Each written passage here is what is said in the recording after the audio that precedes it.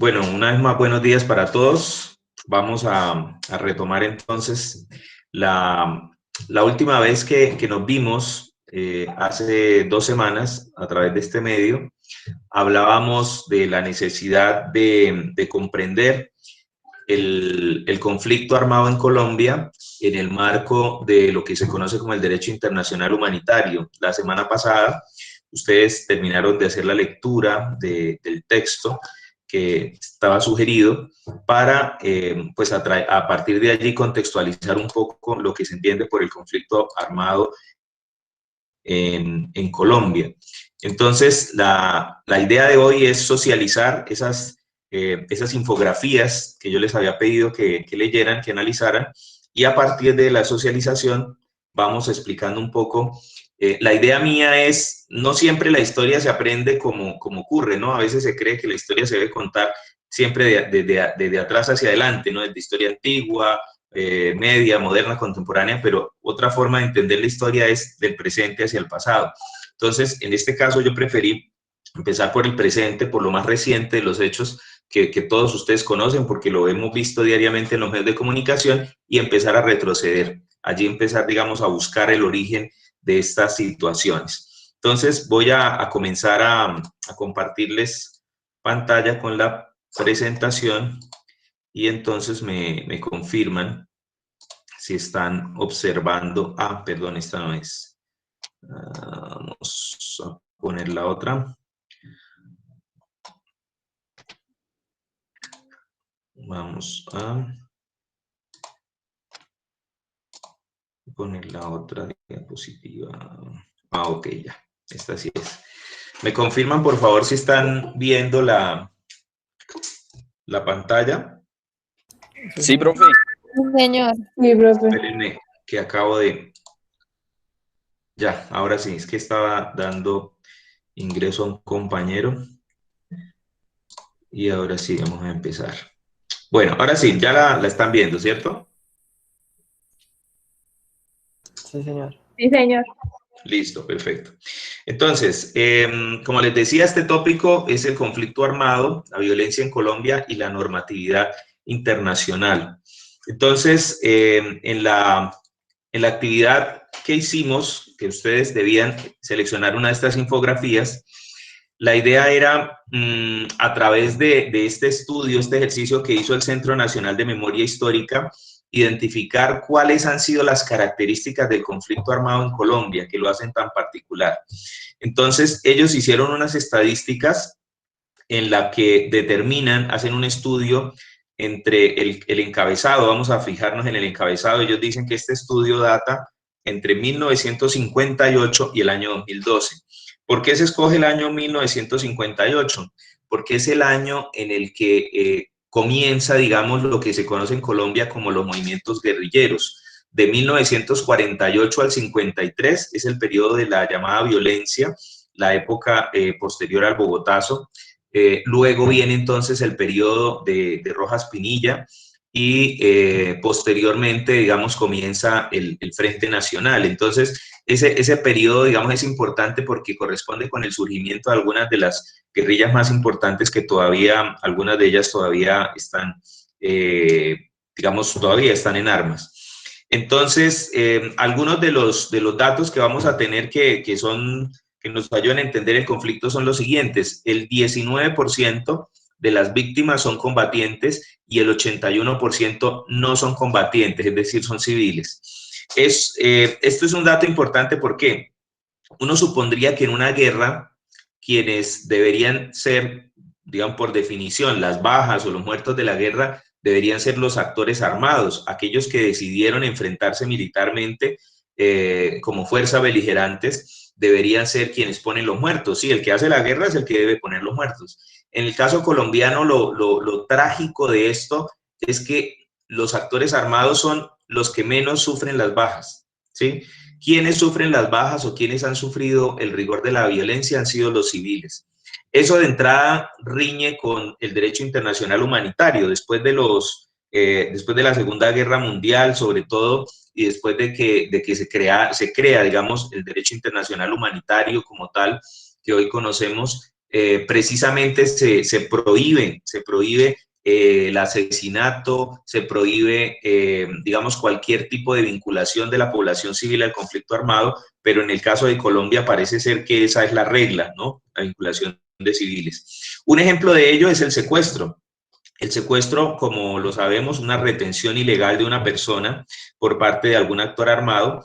En Colombia se dice que ahí aparecen unas estadísticas, la gran mayoría de, digamos, de secuestros en Colombia han sido cometidos por las guerrillas. Aquí, en el periodo comprendido entre el 58 y el 2012, se habla de 24.482 secuestrados. La guerrilla aparece como el grupo armado, las guerrillas, porque son varias, los grupos armados que más secuestraron personas en ese periodo, seguido por los grupos paramilitares. Y aparece en la parte de abajo un mapa, no se ve muy claro, un mapa de Colombia de los lugares donde más ha ocurrido. Otro de los fenómenos del conflicto armado son los asesinatos selectivos, ¿sí? Asesinatos selectivos o ejecuciones de personas. Aquí sí la relación cambia. Entonces aparece como el grupo que más cometió asesinatos selectivos en este periodo fue el grupo paramilitar. En su momento se llamaban Autodefensas Unidas de Colombia, hoy pues tienen diferentes nombres, ¿sí? Ya hoy en día ya digamos estos grupos han venido evolucionando, se habla de bandas criminales emergentes, etc. En segundo lugar pues aparecen las guerrillas y en tercer lugar, ojo con esto, aparece también miembros de la fuerza pública. Esta estadística nos sirve para mostrar que el conflicto armado no ha sido, como de pronto a veces uno lo ve en las películas, simplemente un tema de buenos y malos, ¿no? Y que de un lado están los buenos y del otro están los malos y es fácil identificar quiénes son unos y quiénes son otros. En el conflicto armado en Colombia, pues ya lo sabemos, la víctima principal ha sido la población civil, pero los victimarios han sido guerrillas, paramilitares y en algunos casos miembros de la fuerza pública. Entonces, eso complejiza mucho más el conflicto armado en Colombia y hace un poco más difícil incluso superarlo, ¿no? Porque es difícil, digamos, superar un conflicto en el que hay tantas personas, han habido tantos sectores sociales involucrados. Otro de los fenómenos, digamos, que han ocurrido dentro de este conflicto armado en Colombia han sido los atentados terroristas.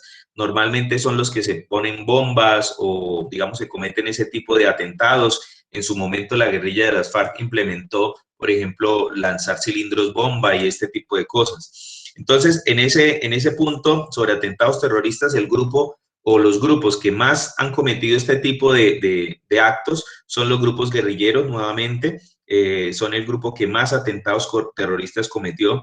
Y en segundo lugar están grupos armados no identificados. Ese es otro de las situaciones del conflicto armado en Colombia que hace tan difícil comprenderlo, es que a veces no se sabe exactamente quiénes son los que cometen esos atentados. A veces, y los medios de comunicación lamentablemente a veces no ayudan a esclarecer esas cosas, ¿no? Ha ocurrido con mucha frecuencia que un atentado que se le había atribuido a X grupo, después resultó ser otro el perpetrador.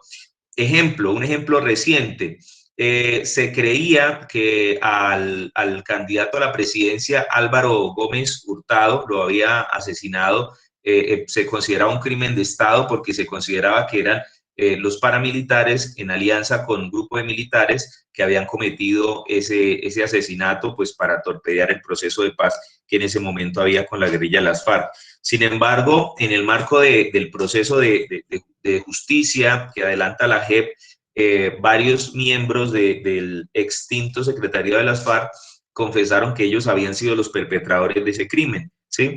Esto para mirar que en Colombia no ha sido fácil y digamos, en buena medida la impunidad es la que ha campeado y la impunidad hace difícil saber realmente quiénes están detrás de estos atentados, quiénes son los responsables, porque pues la justicia en algunos casos también se queda corta en un país en el que la institucionalidad realmente se ha resquebrajado, en zonas, digamos, del país donde hay dominio de estos grupos armados, realmente no opera la justicia, hay que decirlo.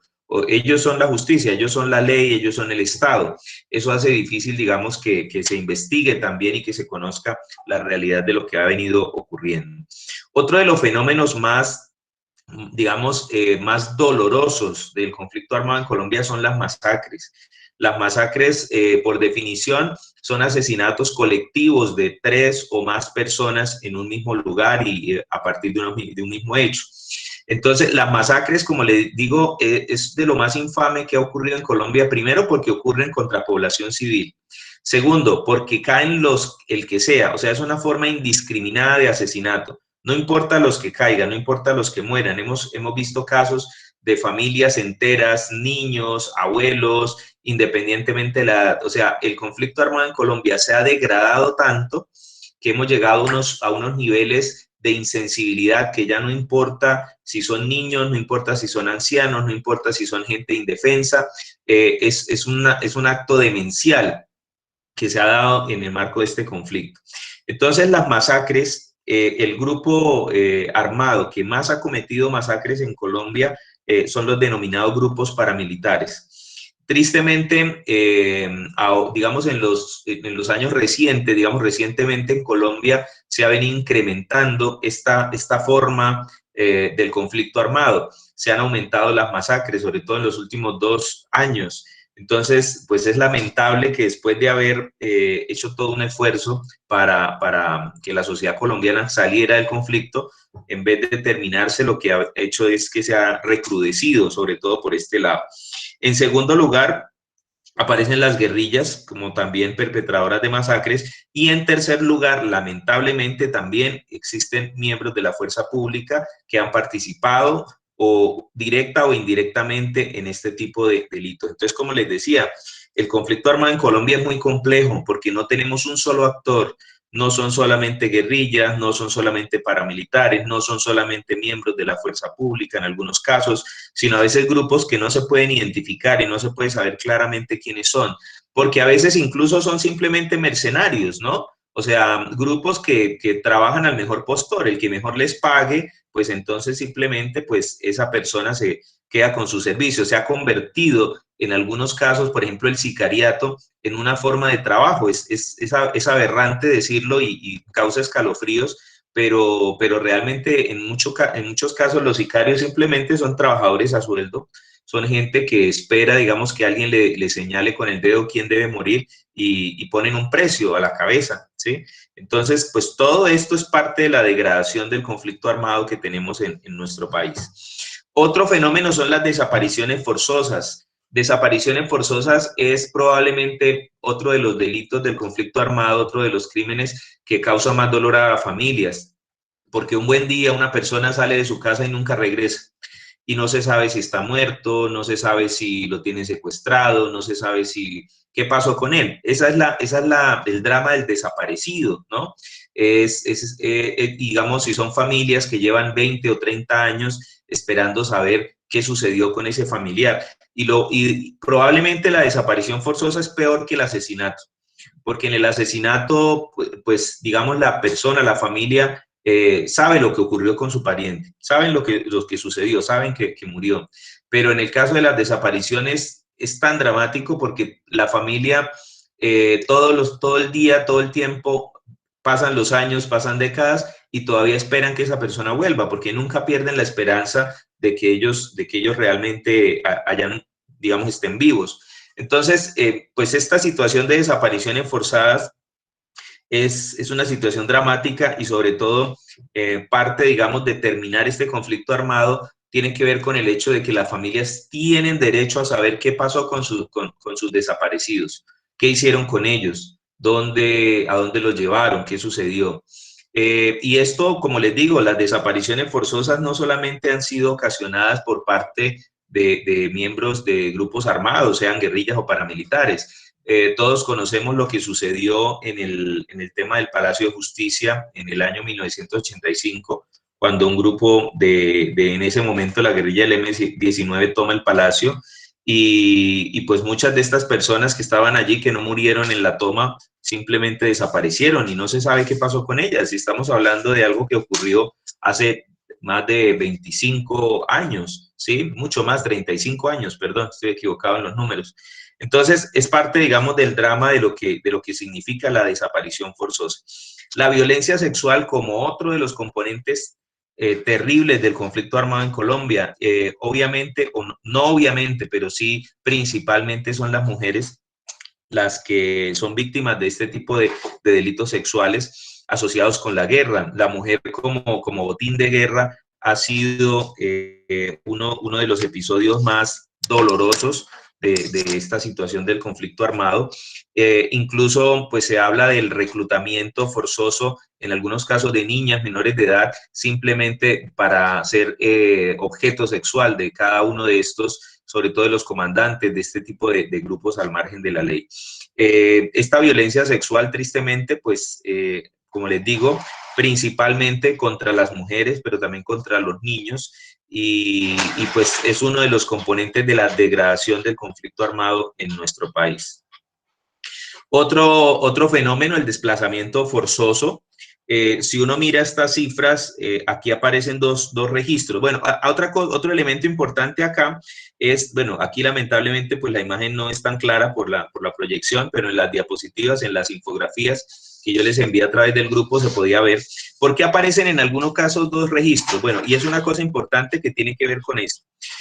La cifra oficial, digamos, del gobierno nacional, de la organización del gobierno nacional que investiga estos hechos, habla de 4.744.000 víctimas de desplazamiento entre 1900, bueno, ahí no veo bien el número, pero digamos el dato que está tomando, hasta el año 2012, del 58, creo, es que no veo bien desde aquí la diapositiva, está muy pequeña.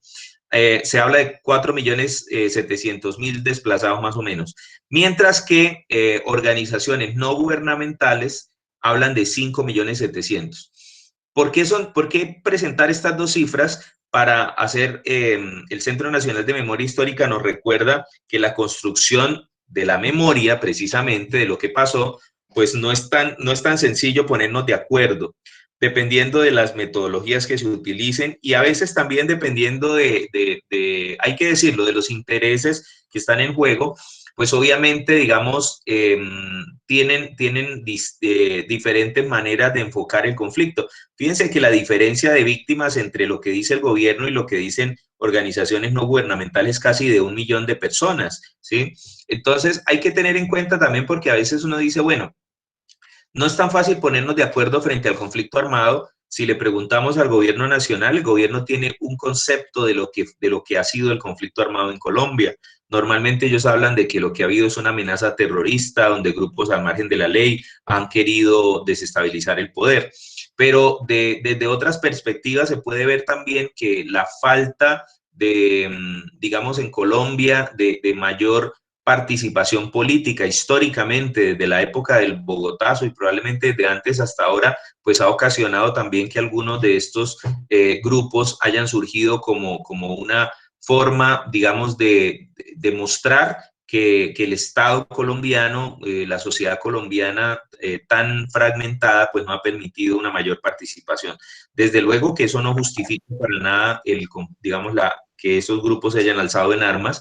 Y algunos analistas incluso dicen que el hecho de que en un país como Colombia nunca haya ganado la izquierda las elecciones tiene que ver con las guerrillas, ¿sí? Casi todos los países de América Latina en algún momento han tenido un gobierno de izquierda. Colombia es probablemente el único que no lo ha tenido y muy seguramente tiene que ver con la existencia de guerrillas. Muy seguramente si no hubieran habido estos grupos armados de izquierda, probablemente partidos, digamos, de centro, de izquierda hubieran ganado las elecciones. Entonces, en buena medida se culpa, digamos, a la guerrilla del hecho de que la izquierda en Colombia sea tan débil. Pero de otro lado, pues también es, digamos, la misma guerra que se ha librado en Colombia ha hecho que algunos de estos partidos de izquierda, como la Unión Patriótica, pues hayan sido prácticamente exterminados debido a esa dinámica del conflicto armado en Colombia. Otro, digamos, fenómeno del conflicto armado ha sido las minas, y aquí hay que decir que las minas antipersonales principalmente han sido un mecanismo de guerra de las guerrillas. Digamos, en su confrontación contra el Estado y contra grupos paramilitares en regiones donde ellos consideran que la fuerza pública obviamente pues es más fuerte, está mejor armada, pues un mecanismo que han encontrado ellos para evitar, digamos, la confrontación directa con las fuerzas militares y muy probablemente pues la pérdida de más bajas del lado de las guerrillas, pues ha sido poner minas. El problema con las minas es que las minas no discriminan entre un soldado, un policía y un niño o una señora, porque normalmente son minas que se ponen en lugares de tránsito público, en regiones del campo. Entonces, hace unos días veíamos una imagen dramática por redes sociales de un niño indígena que había pisado una de estas minas y pues había perdido completamente su pierna. Entonces, todo esto para mostrar cómo la degradación del conflicto armado en Colombia ha llegado a unos límites en que es la población civil, la gente más indefensa, la que sufre estas consecuencias y estos rigores. Y uno de los episodios más tristes digamos, del conflicto armado en los tiempos recientes tiene que ver con las llamadas ejecuciones extrajudiciales más conocidas como falsos positivos. ¿Cuál es el tema de los falsos positivos? En algún momento el Estado colombiano en su búsqueda, digamos, de derrotar a estos grupos armados, sobre todo a las guerrillas, creó, digamos, algo como un cierto incentivo, por decirlo así, a las fuerzas militares para que produjeran cada vez más bajas en el campo de batalla. En muchos casos esto se tradujo, sobre todo, digamos, entre los mandos medios de la fuerza pública como la necesidad de contar muertos, mejor dicho. O sea, necesitamos aumentar las bajas, necesitamos que las cifras, digamos, de bajas guerrilleras en combate aumenten, y en algunos casos, algunos de estos mandos medios interpretaron que lo que había que hacer era buscar bajas como fuera. Y el caso más dramático ocurrió en la ciudad de Soacha, ¿sí? En donde un grupo de militares, digamos, buscaba a unos muchachos por ahí desempleados y les ofrecía trabajo, les decía que pues había trabajo para ellos, los subían a unos camiones y unos días después, unas semanas después, aparecían esos muchachos por allá en el Catatumbo, muertos en combate, con uniforme de camuflado del ELN y con armas. El escándalo se desató, obviamente, pues cuando las madres de Soacha empezaron a identificar a estos guerrilleros, supuestos guerrilleros dados de baja en combate, que eran sus hijos, y empezaron a decir, bueno, pues este muchacho estaba aquí hace 15 días desempleado, es imposible que en 15 días se hayan enrolado todos estos chicos a un grupo armado, y algunos de ellos incluso 2 o 3 días después de haberlos visto subirse a camiones del ejército aparecían por allá, digamos, en estas situaciones. Entonces, esto desató, digamos, el escándalo de lo que han sido los falsos positivos, y pues de alguna manera también muestra un poco cómo el lenguaje mismo se ha utilizado digamos, ¿cómo decirlo? No precisar muy bien lo que está ocurriendo. Realmente hablar de falsos positivos es un eufemismo, ¿no? O sea, ¿qué es un positivo en combate? Pues es una muerte, ¿sí? Hablar de bajas en el campo enemigo es hablar de positivos en combate, eso es lenguaje jerga militar. Y hablar de un falso positivo quiere decir, pues, que realmente no era, digamos, un blanco legítimo y ese muerto, digamos, no corresponde a muertes enemigas. Entonces, realmente el nombre técnico de esto son casos de ejecuciones extrajudiciales por miembros de organismos del Estado, en este caso del Ejército Nacional. Entonces, digamos, el reciente informe que da la Jurisdicción Especial para la Paz, la JEP, que fue el organismo que se creó en el marco del conflicto ¿cómo se llama? El proceso de paz que se hizo recientemente, habla de 6.403 casos de este tipo de ejecuciones extrajudiciales. Es un número escandalosamente alto, o sea, para una democracia como la colombiana, pues es realmente bastante triste, digamos, que este tipo de situaciones hayan ocurrido. Pero como les decía ahorita, fíjense que las cifras no terminan de unificarse. La Fiscalía General de la Nación habla de 2.000 casos. Fíjense la diferencia entre lo que reporta la JEP y lo que reporta la Fiscalía. Por ejemplo, otros organismos como el CINEP habla de 1.741, la Oficina del Alto Comisionado para las Naciones Unidas habla de 5.000 casos, en fin. Ahora, ¿por qué la diferencia de esas cifras? Pues obedece, digamos, a casos en los que de pronto muchas personas no denuncian o a veces no es fácil establecer realmente, digamos, si es o no es un asesinato extrajudicial o obedece a otro móvil, pero en todo caso, pues, como les digo yo, pues aquí es importante tener en cuenta que cada una de las organizaciones ha hecho diferentes procesos de investigación, pero la cifra más alta de estos casos lo registra en este momento la Jurisdicción Especial para la Paz. Bueno, hasta este momento, ¿hay alguna duda, algún comentario, algo que ustedes quieran decir? ¿O algo por aclarar? No, señor. ¿Todo claro? ¿No hay preguntas? Vale. Entonces, continuemos. Entonces, ya, digamos, ese es el panorama más reciente, ¿no? Para poner en contexto lo que ha sido el conflicto armado en Colombia. Precisamente para buscar poner fin a este drama, a esta situación aberrante para la sociedad, y es sobre todo entender que, como lo decíamos el lunes en la preparación para las pruebas de Estado, cuando hablamos de la paz, ¿no? La paz es un derecho de todo ciudadano colombiano por constitución tiene derecho a vivir en paz. Entonces, ¿cómo se explica que un país que ha vivido más de 60 años en guerra pueda entender que durante más de 60 años se ha venido violando ese derecho que todos los ciudadanos tenemos a vivir en paz? Entonces, esa es la razón por la que pues en algunos periodos de la historia de Colombia se ha buscado, mediante un mecanismo que es el proceso de paz, poner fin a pues a este conflicto armado que ha sido lamentable, sobre todo en las consecuencias sociales. Entonces, digamos que históricamente en Colombia los gobiernos han tenido como dos bandazos, ¿no? Después de un gobierno guerrerista que busca acabar a estos grupos armados a sangre y fuego, viene normalmente un proceso o un periodo en el que se busca la paz, precisamente porque todo el mundo sabe que la guerra, las consecuencias de la guerra son atroces. Y luego parece ser que viene otro gobierno, digamos, como otra vez guerrerista y así por el estilo. Entonces, nos hemos dividido, digamos, en la historia reciente de Colombia entre gobiernos que buscan soluciones militares exclusivamente al conflicto armado y gobiernos que buscan superar el conflicto armado mediante un proceso de paz. El más reciente proceso de paz que se dio en Colombia sucedió en el gobierno del presidente Juan Manuel Santos, que culmina con, en el año 2016, la firma del acuerdo definitivo de paz que pone fin a la existencia como tal de las FARC como grupo guerrillero.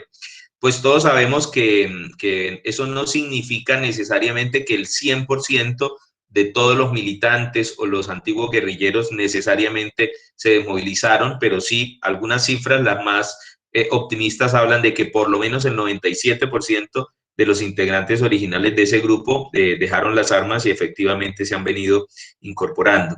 Ese proceso de paz comienza en la ciudad de Cuba en el año 2012, luego de que hubo un acercamiento inicial, digamos, se abrieron los diálogos y las negociaciones, y fue una negociación muy difícil que, como se ve ahí en esa progresión, fueron 4 años de tire y afloje. En algún momento se creyó que no iba a ser viable ese proceso de paz, pero pues finalmente se logra la firma, ¿no? Entonces, ¿qué fue lo que se acordó en ese proceso, en esa firma del acuerdo de paz? Número 1, hacer una reforma agraria integral. ¿Cuál es el sentido de hacer una... ¿Y qué tiene que ver? Uno diría, bueno, pero ¿qué tiene que ver la reforma agraria con el conflicto armado en Colombia? En la década de los años 50, cuando empieza, digamos, a recrudecer la violencia después de la muerte de Jorge Eliezer Gaitán, hay un fenómeno, sobre todo en el sur del país, en los departamentos del Tolima y del Huila, en el que, aprovechando, digamos, este furor del conflicto que había entre liberales y conservadores, se utilizó la violencia para acaparar tierras.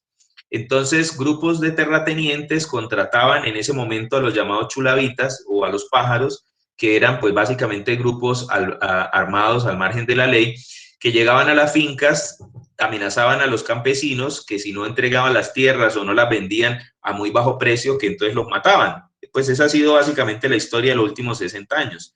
Entonces, eso hizo que muchos campesinos tuvieran que empezar a migrar a las ciudades y pues obviamente perder sus tierras o tener que venderlas a cualquier precio. Esa situación desencadenó entonces en una concentración de la tierra en Colombia que hoy tiene a nuestro país siendo el país con mayor concentración de la tenencia de la tierra en toda Latinoamérica. ¿Eso qué quiere decir? Quiere decir que unas pocas personas, unos pocos propietarios son dueños de la gran mayoría de la tierra cultivable. Ahí se muestra en la estadística cómo el 80% de las tierras cultivables en Colombia son propiedad del 1% de la población. Ese 1% de la población son grandes terratenientes que históricamente, mediante procesos, en muchos casos ilegales, de expropiación, de desplazamiento forzoso, aprovechando también precisamente el fenómeno de la violencia, se han hecho acreedores de estas tierras. Ocurre con mucha frecuencia un fenómeno que es, por ejemplo, que después de una masacre en una región apartada del país, aparecen nuevos vivientes en las antiguas fincas, porque la gente migra, la gente le da miedo, se va para la ciudad por temor a las masacres o a los asesinatos, y llegan nuevos propietarios.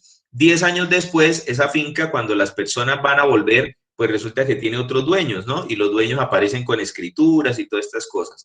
Entonces, ese ha sido, digamos, el fenómeno de la apropiación ilegal de tierras en este país. Entonces, el punto número 1 de la reforma agraria implica hacer una transformación del campo.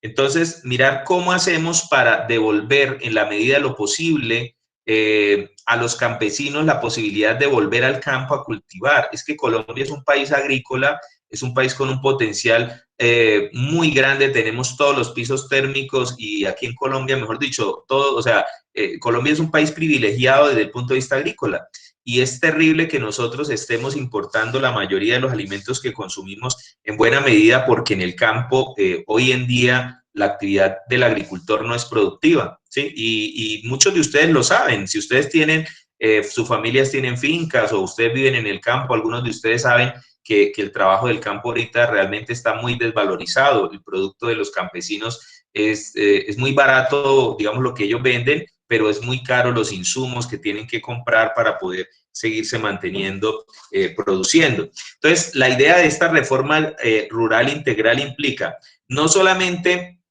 que el Estado compre una cierta cantidad de tierras para adjudicársela a los campesinos que han sufrido el conflicto y que se les debe restituir la tierra, sino además que cree, digamos, programas dirigidos al campo a favorecer la producción y venta de estos productos. En muchos casos, los campesinos lo saben, el problema no es solamente que le den un préstamo en el banco para cultivar café o para cultivar lo que sea que se dé en la finca. El problema es dónde vendo yo eso y quién me garantiza a mí un precio justo para ese producto que yo estoy, digamos, elaborando en mi finca. Entonces, todo eso hace parte de lo que se propuso en el punto número 1 sobre reforma agraria integral. Entonces, ese es el primer punto del acuerdo que se firmó con el gobierno nacional. El segundo punto tiene que ver con la participación política. Bueno, este tema es polémico, obviamente, pero pues tiene que ver también con la forma como los conflictos armados se han resuelto, no solo en Colombia, sino en el mundo. Cuando hablamos de una guerrilla, de un grupo como los guerrilleros, son grupos armados que se alzaron en armas en contra del Estado, porque en algún momento consideraron que la democracia colombiana pues no les daba garantías para un proceso, digamos, democrático. Está en el caso del M-19, que siempre, digamos, justificaron su acción armada después de las elecciones presidenciales en las que el presidente Pastrana, Misael Pastrana, saliera ganador, ganándole las elecciones al general Gustavo Rojas Pinilla después de un proceso que pues algunos dicen que fue fraudulento, ¿sí? Entonces, ese tipo de situaciones ha llevado a estos grupos a decir, bueno, lo intentamos por el lado de las elecciones, no se pudo, entonces pues se alzaron en armas. A esto se le, digamos, un levantamiento armado como el que llevaron a cabo las guerrillas como las FARC, el ELN en su momento o el M-19, se les conoce como delito de rebelión. O sea, hay rebelión cuando un grupo se alza contra el Estado. Resulta que la rebelión es un delito político. ¿Eso qué significa? Que este tipo de delitos políticos, cuando viene un proceso de amnistía con el Estado, entonces, ¿una amnistía qué es? El Estado propone un trueque o propone un cambio. A cambio de que ustedes entreguen las armas, a cambio de que ustedes se desmovilicen, el Estado les perdona el delito de rebelión, ¿sí? Entonces, eso es lo que se conoce con el nombre de amnistía. Y al perdonárseles el delito de rebelión, el Estado les reconoce un estatus político a esos grupos. Es decir, reconoce que de ahí en adelante, una vez firmado un proceso de paz y una vez entregadas las armas, se constituyen en un partido político que va a seguir haciendo política, pero por otros medios. Es lo que ocurrió con el proceso de paz con las FARC, por eso se firmó, digamos, dentro de ese acuerdo una participación de la ex guerrilla de las FARC. A ellos les dieron 5 curules en el Senado y 5 curules en Cámara de Representantes. Pues obviamente esto es polémico, ¿por qué? Pues toda digamos, la guerra en Colombia ha hecho que la sociedad colombiana se divida y se polarice al punto en que algunos decían qué hacen estos criminales que han cometido crímenes de lesa humanidad en el Senado de la República. Ahí ya entra otro proceso que ya vamos a mirar ahorita, otro de los puntos que tiene que ver con cómo se resuelven jurídicamente esa situación, porque el tema con las FARC no era que solamente hubieran cometido el delito de rebelión, es decir, de alzarse en armas, sino que en muchos casos también detrás de ellos habían crímenes de lesa humanidad, ejecuciones también, digamos, de civiles, reclutamiento de menores, violencia sexual contra las niñas, es decir, otros crímenes que no pueden considerarse como crímenes políticos, ¿sí? Entonces, ¿qué se hace con eso? Ese es otro de los puntos del acuerdo de paz, ahorita lo vamos a abordar. Un tercer punto es el fin del conflicto. Entonces, poner fin a un conflicto armado de 60 años no es tan fácil. Estamos hablando de dos polos, digámoslo así, dos bandos. Por un lado, los grupos guerrilleros, en este caso la guerrilla de las FARC, y por otro lado el Estado colombiano, enfrentados por más de 60 años, donde por lo menos 3 o 4 generaciones han vivido ese conflicto. De hecho, los guerrilleros de las FARC que entregaron las armas ahorita, muchos de ellos nacieron en el conflicto armado, son hijos de exguerrilleros que los tuvieron por ahí en el monte y que sus hijos simplemente heredaron las armas de sus padres. Entonces, ¿cómo superar un conflicto tan, digamos, tan profundo en el tiempo, tan arraigado en la sociedad, en un país que estamos tan acostumbrados a la violencia y que pareciera que nos da miedo la paz, ¿no? ¿Cómo hacer eso? Pues eso no es fácil. Y para eso hubo, digamos, unos mecanismos, hubo después de la firma del proceso de paz y hubo la verificación de las Naciones Unidas. Entonces se habló de la creación de unas zonas de reincorporación que iban a tener un periodo de tiempo de 180 días, en donde las FARC inicialmente se iban a concentrar luego de la verificación de la ONU de que estuvieran entregando efectivamente las armas que ellos usan, que no hubiera, digamos, fraude ahí en cuanto a la entrega de armas. Luego de ese proceso, entonces ellos pasaban a unas zonas, digamos, que fueron creadas para su reincorporación a la vida civil. Porque después de que usted ha sido guerrillero raso por 20 o 30 años, pues no es fácil volver otra vez a una sociedad que le exige a usted primero respetar la ley. Es que eso es una cosa fundamental que ellos tenían que aprender, ¿no? Grupos al margen de la ley que han vivido bajo su propia ley, digámoslo así, pues volver otra vez a reeducarse en una sociedad en la que hay que respetar las normas, hay que respetar al otro, hay que trabajar si usted quiere ganarse la vida, en fin. Entonces, todo ese proceso pues no es fácil y como lo sabemos, algunos de ellos no se adaptaron digamos, a la vida civil, por decirlo así, y volvieron digamos, al monte y volvieron a rearmarse. Tristemente, ese fue un fenómeno que ha venido ocurriendo. Otro de los puntos candentes ahí en ese proceso de paz tiene que ver con la solución al problema de drogas ilícitas en Colombia.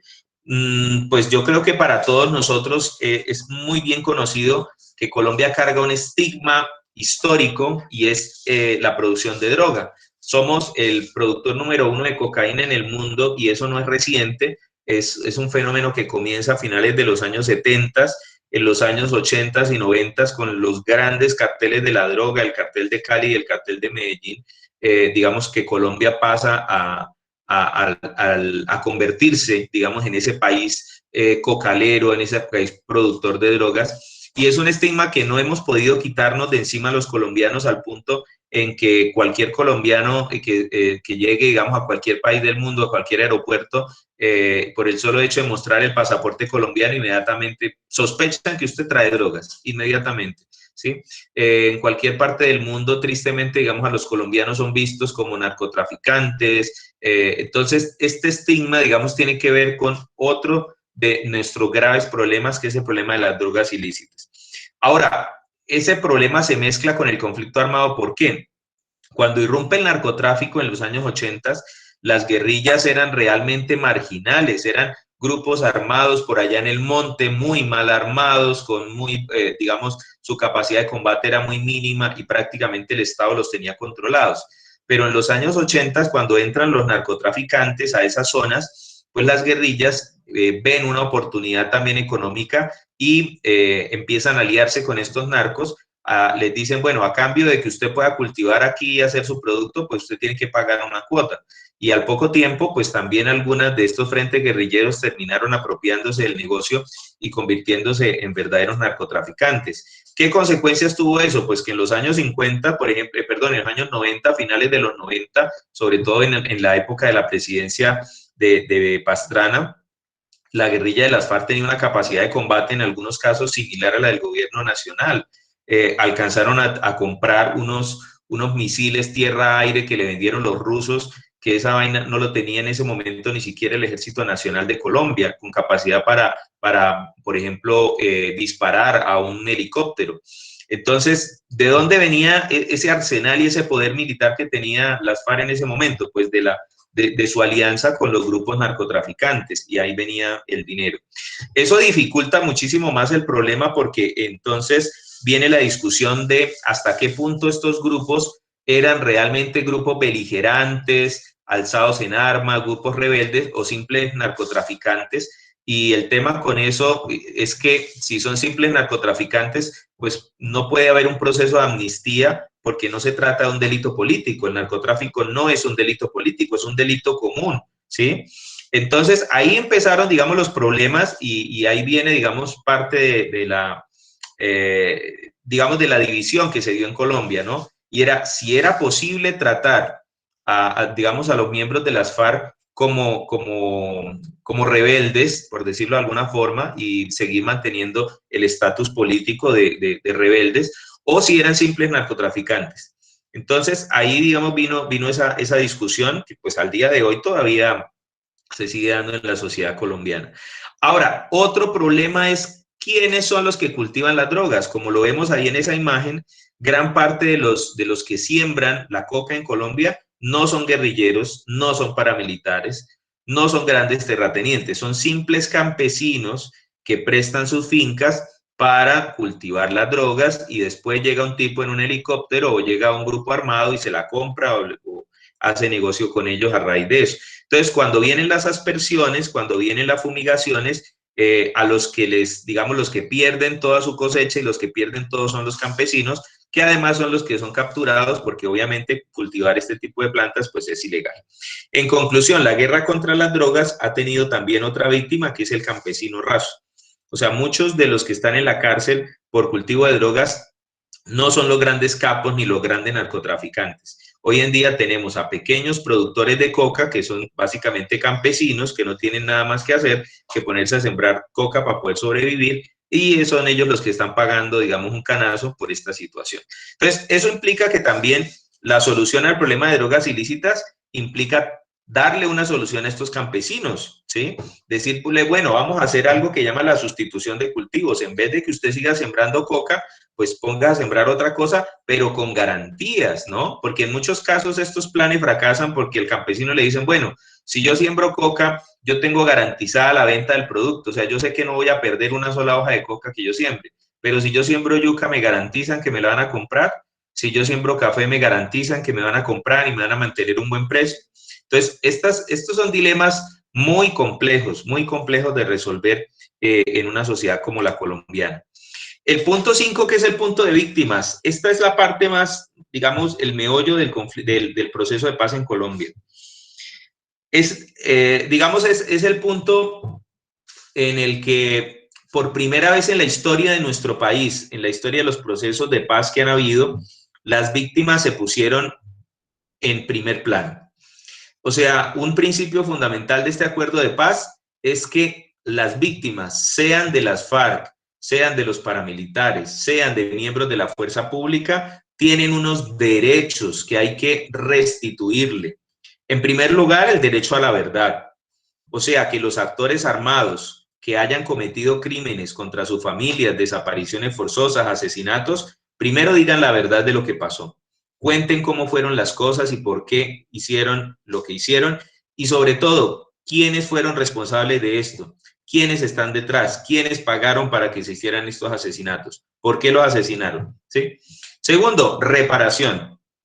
¿Qué significa reparación? Es imposible volver a la vida a una persona que murió hace 20 años, ¿sí? Pero si esa persona que murió era un padre de familia, cabeza de familia, que era el que proveía, digamos, el sueldo en esa familia, pues eso significó que esa familia, por ejemplo, se empobreciera y en los últimos 20 años se ha venido empobreciendo mucho más. Entonces, una forma de restitución, pues lamentablemente eso se paga con plata, así es la situación.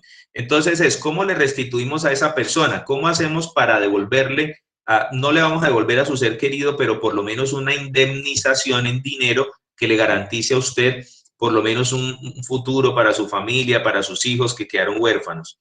Ese es otro tema polémico, porque en el caso de la guerrilla de las FARC, ellos han dicho que no tienen toda esa plata que se creía que tenían. Esa es otra discusión también. Eso lo tendrá que resolver también la fiscalía, ¿no? Saber, digamos, dónde están esos recursos que ellos tenían producto de, entre otras cosas, del narcotráfico y de todas sus actividades ilícitas, para que sirva también para restituir a las víctimas. Y del lado del Estado, pues lo mismo. Si han sido crímenes de Estado, pues el Estado colombiano tiene que responder e indemnizar también a estas personas. Justicia. Aquí hablar de justicia es hablar de una justicia transicional.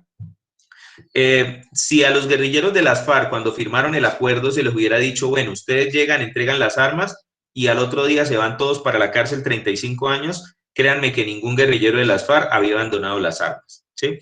La única forma de superar un conflicto armado como este es crear algo que se llama una justicia transicional, es decir, un proceso mediante el cual, a cambio de la amnistía del Estado, se les garantiza, digamos, se les da ciertas garantías a estos grupos armados de que no van a pagar cárcel como si fueran delincuentes comunes.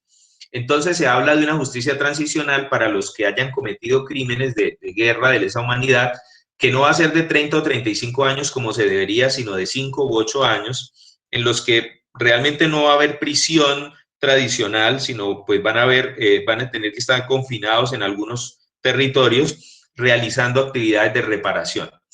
Esto también ha generado mucha polémica y mucha discusión, porque dicen, bueno, ¿cómo es posible que un tipo o una persona que ha cometido tantos crímenes pague con 5 o 8 años de prisión? Obviamente eso a nadie deja tranquilo, pero a cambio de la paz, a cambio de que no se repita el conflicto y que las personas en esos territorios puedan vivir tranquilas, pues digamos que en ese sentido, a nivel social, era una apuesta importante que había que hacer, ¿sí? Entonces, de hecho, cuando se entrevistan a las víctimas, muchos de ellos se les pregunta sobre eso y realmente no quieren sino que el conflicto armado se termine, que les digan la verdad sobre sus víctimas, sobre sus familiares, qué pasó con ellos, que los restituyan y que este tipo de situaciones no se vuelva a repetir.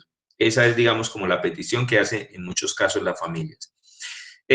Finalmente vino el proceso de implementación y verificación, que fue lo que nosotros conocimos como el tema del plebiscito, del sí y el no, en el que una vez se ha firmado la paz con esta guerrilla, el Estado colombiano convoca a un plebiscito. Como lo sabemos, el plebiscito es un mecanismo de participación popular que convoca al presidente para conocer y para tener mayor legitimidad frente a una decisión que esté tomando.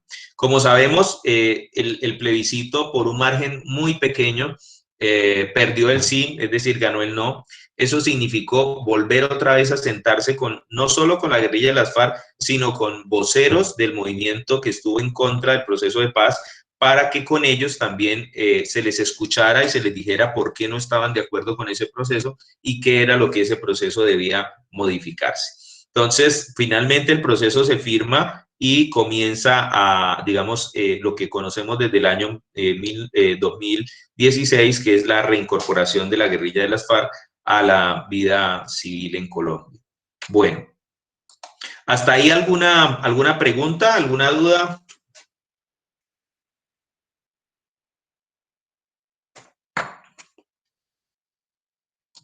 ¿Sí continúan todavía conmigo ya, o ya no continúan? A ver, muestra a ver por acá, empecemos. Profe, no hay duda.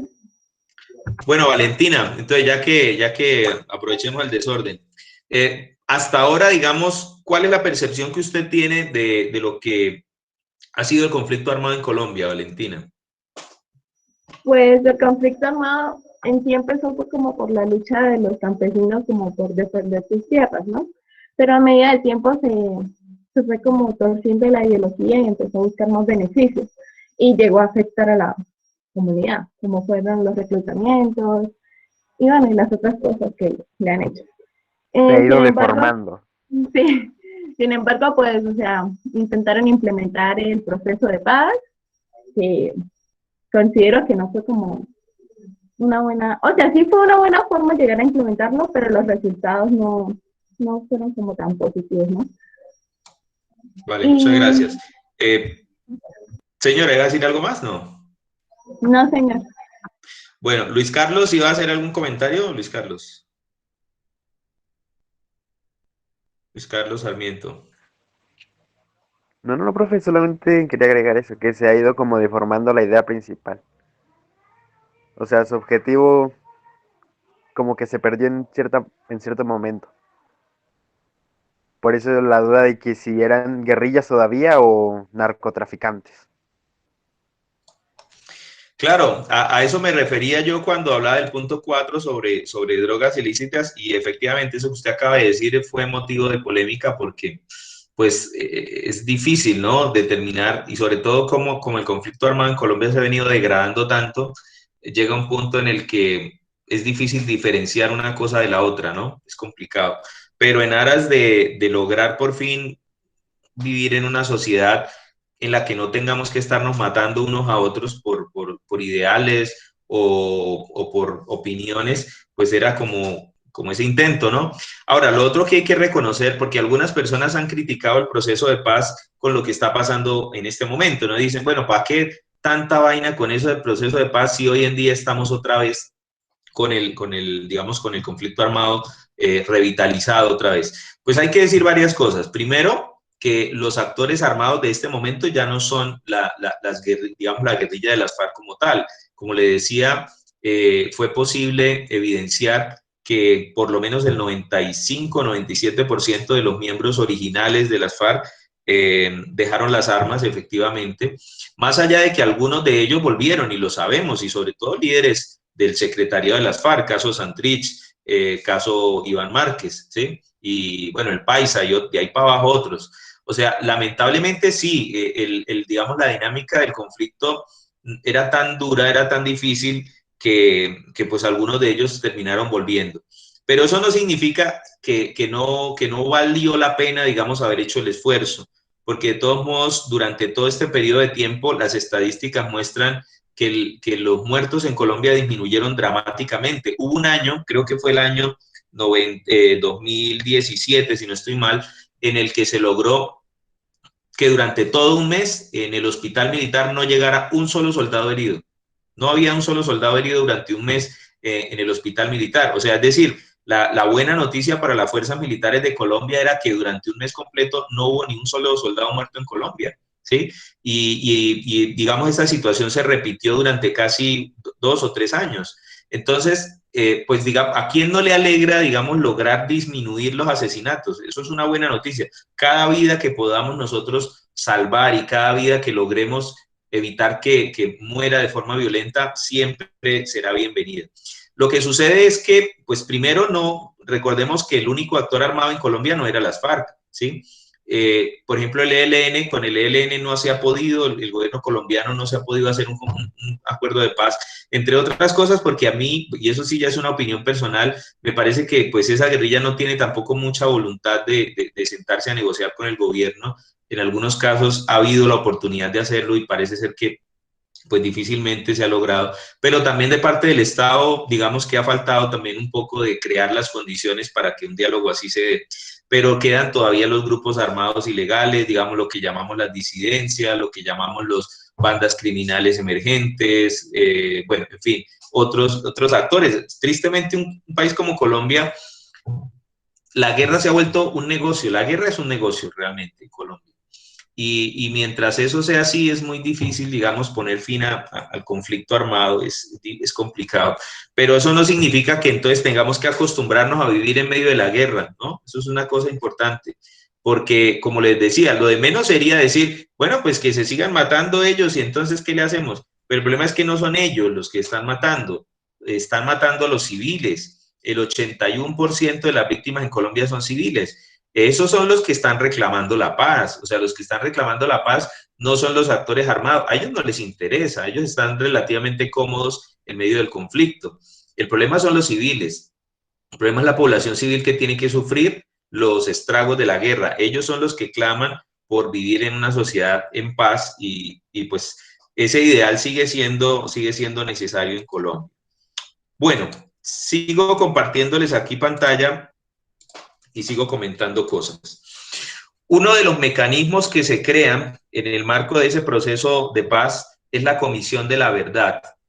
¿Cuál es el papel de la Comisión de la Verdad? Como su nombre lo indica, lograr saber realmente qué es lo que ha venido ocurriendo en el proceso de paz en Colombia. Mire, esto se parece un poco, el conflicto armado, pues guardando las dimensiones, discúlpenme de pronto si estoy buscando un ejemplo muy folclórico, pero esto se parece un poco a una pelea de novios, ¿sí? Si usted le pregunta a una de las partes, pues esa parte siempre le va a decir que la culpa es del otro, ¿sí? Que es que el otro es un miserable, es un infeliz, es un cachón o lo que usted quiera. Y si le pregunta a la otra persona, no, es que no me la aguanto, que no sé qué tal cosa.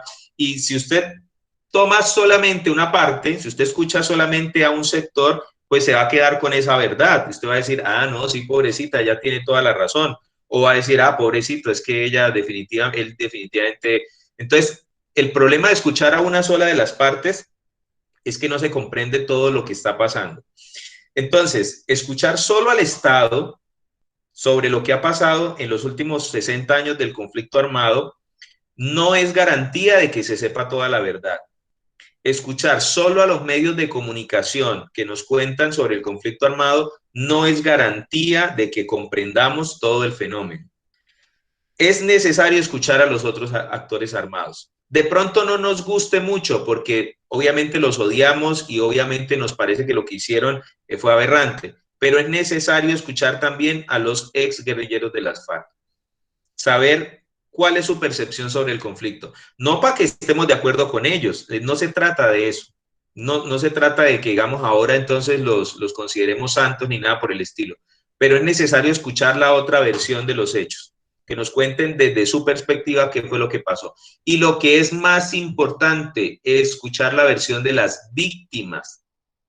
Las víctimas deben estar en el centro de esta discusión, que nos cuenten qué fue lo que pasó, qué pasó con sus hijos, qué pasó con sus esposos, qué pasó con sus hermanos que fueron un día desaparecidos, todo el horror que eso causa, porque mire muchachos, lamentablemente nos hemos acostumbrado tanto al conflicto armado que a veces uno no dimensiona, ¿no? Cuando fue el tema del sí y el no, había gente que decía, no, eso fue el proceso de paz, vamos a darles balas, eso acabémoslo de esa plomo.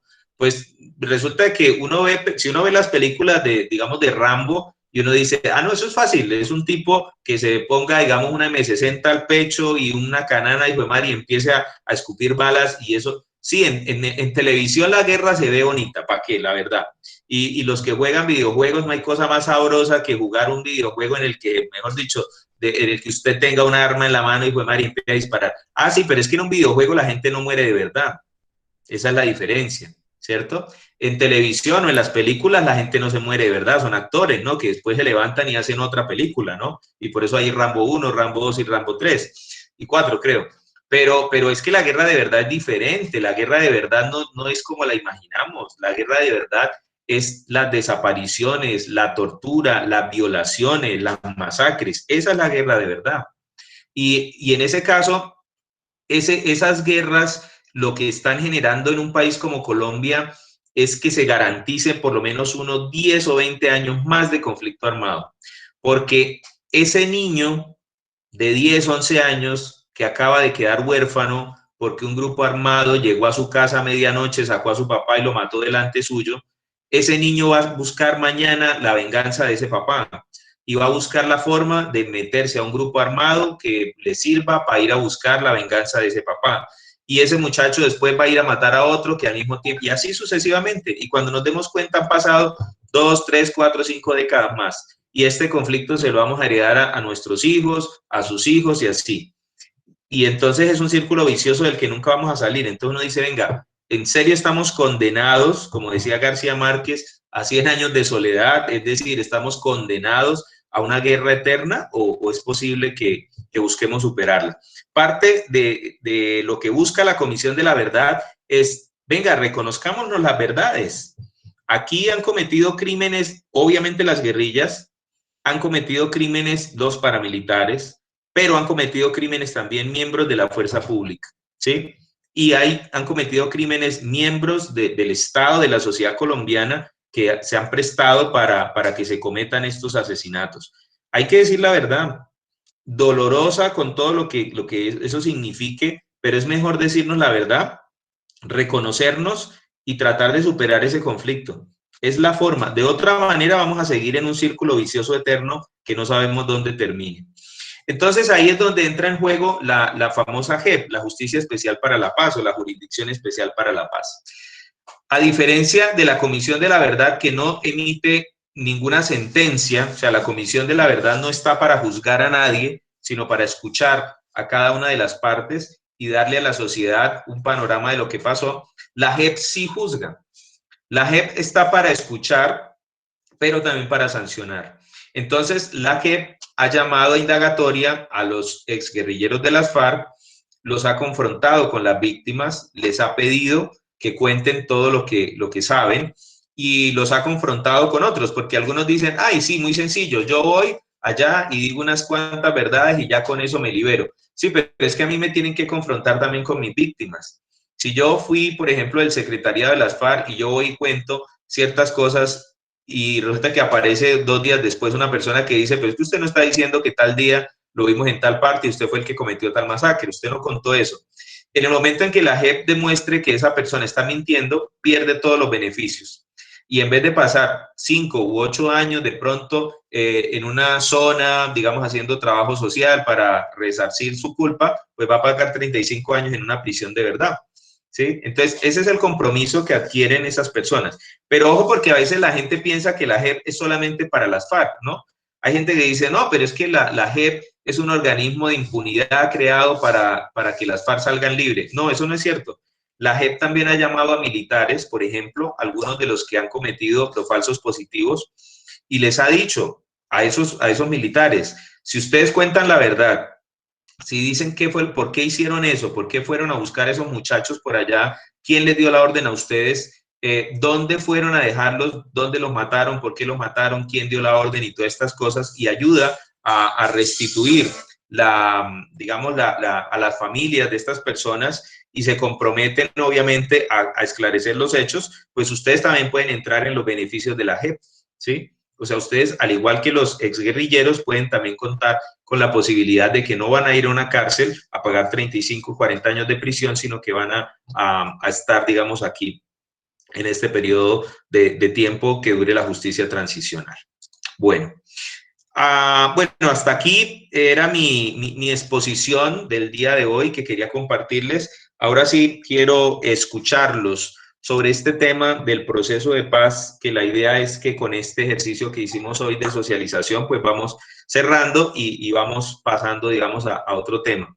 Entonces, bueno, vamos a escuchar aquí, voy a empezar a preguntar. Por aquí, María Paula Silva. ¿Cuál es su percepción sobre lo que ha sido este proceso de paz con base en la información que yo les estoy compartiendo?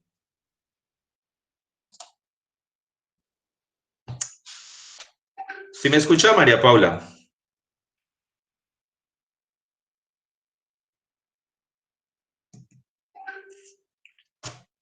Bueno, creo que no nos escucha María Paula Silva. Bueno, vamos a escuchar por aquí otro personaje. Escuchemos a Santiago Rivera. Santiago, ¿cuál es su opinión sobre todo esto que yo he estado exponiendo? Santiago.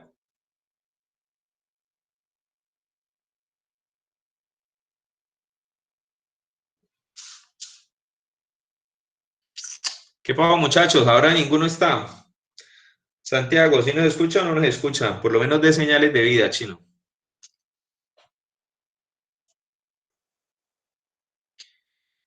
Bueno, no hay señales de vida. Vamos a hacer un tercer intento y si no me toca hacer otra cosa.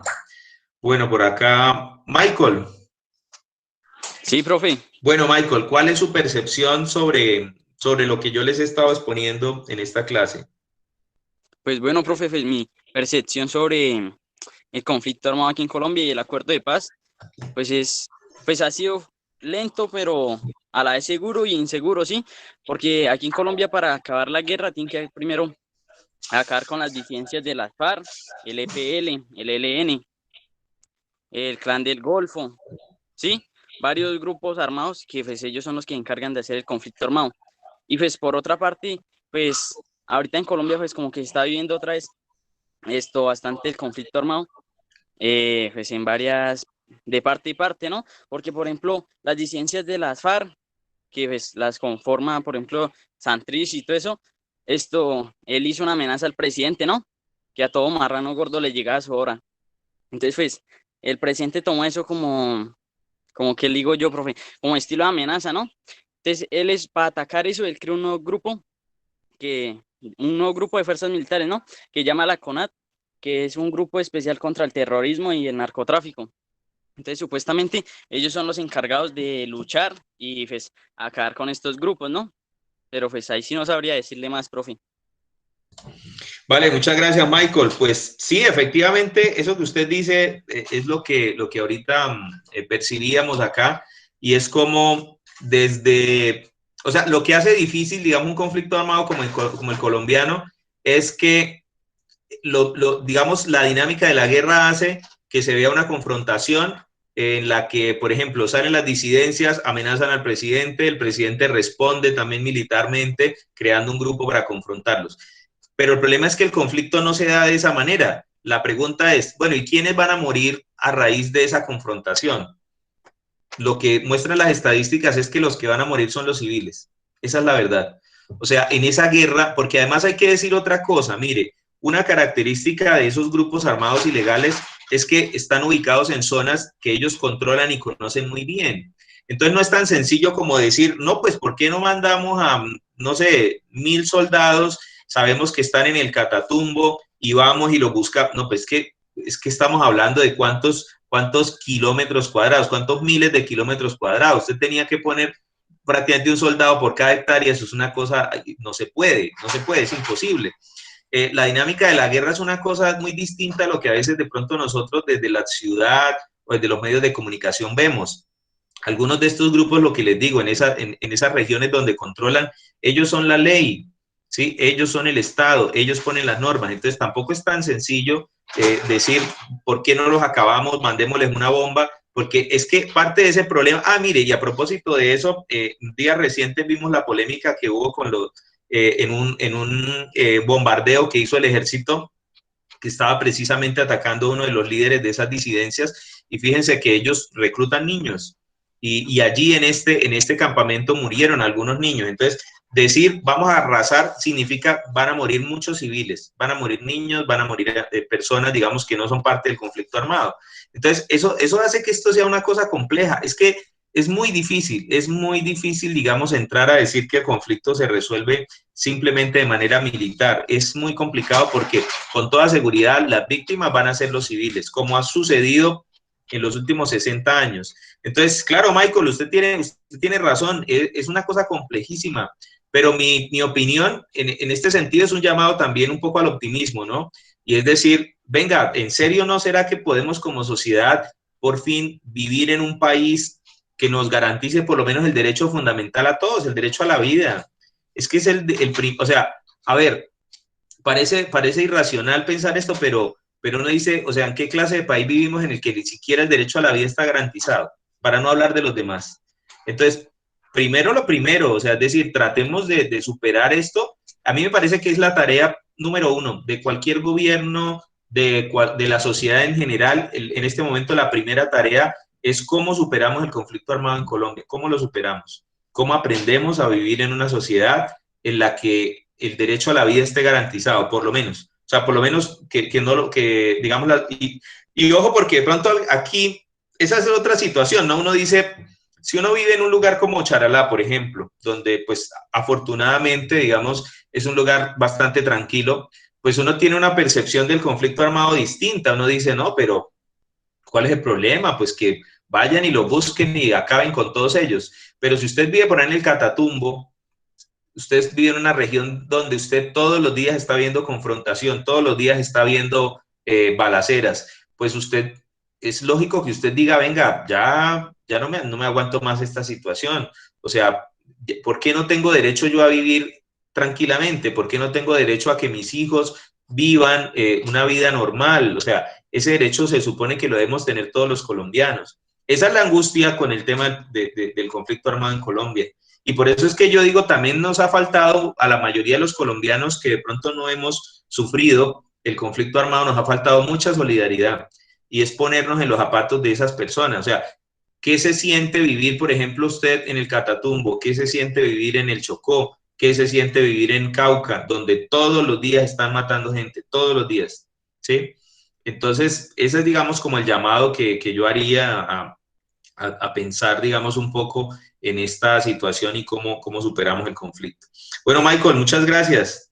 Bueno, ¿alguien más quiere opinar? Hasta ahora solamente Liz Valentina y Michael han sido como los valientes y por ahí este muchacho Luis Carlos, nomás. Bueno, vamos a ver si María Paula ya llegaría o no. María Paula Silva. Bueno, parece que no ha llegado. Bueno, André y Alejandro Niño. Aquí estoy, profe. Bueno, André, ¿cuál es su percepción, tanto de lo que yo he dicho como lo que han dicho sus compañeros? Pues bueno, profe, mi percepción de la realidad sobre este tema es que para nosotros, ¿quiénes son los malos? Serían los paramilitares y ellos, pero para la gente que está de ese bando cree que nosotros somos los malos. Entonces, hay como cierta, ¿cómo se dice? Como incoherencia, porque nosotros como nacimos en esta parte, por así decirlo, como en esta parte buena, por así decirlo, nosotros creemos que nosotros estamos bien y que ellos solo quieren destruir y hacer guerra, pero nosotros no miramos que ellos también quieren lo mismo que nosotros, vivir tranquilos. Y ellos, la única manera que encontraron fue ese método. Pero tanto igual es que ellos nos atacan, nosotros también los atacamos a ellos. Entonces, ahí no hay como el bueno y el malo. Gracias, André, muy amable.